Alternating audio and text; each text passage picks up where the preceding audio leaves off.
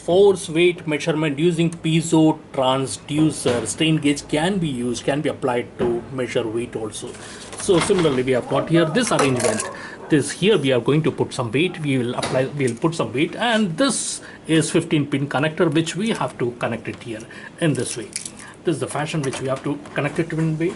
And you already know that we have to apply 12 volt to this panel, force weight measurement experiment panel. Minus 12 volt has to be applied here, and this is the ground. And these two ports I have already described in my earlier videos. 0 port and span port are used for calibration purpose. I'll make it on. When there is no weight attached, I have to make it to 0. Suppose if a student is facing something like so, I'll make it to 0. Just see in this valve, because there is no weight applied. But when I put this as 0.5, this is 500 gram, students will have to make this as 0.5.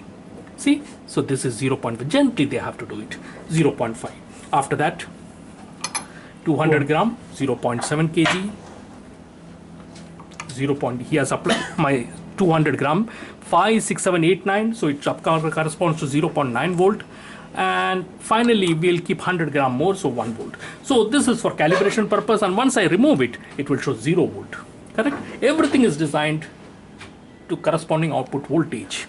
So once I keep this one here, it should show 0.5. If I keep 2 plus 2 plus 4 plus 1, 500, so it will show 0.5. It will show 0.2.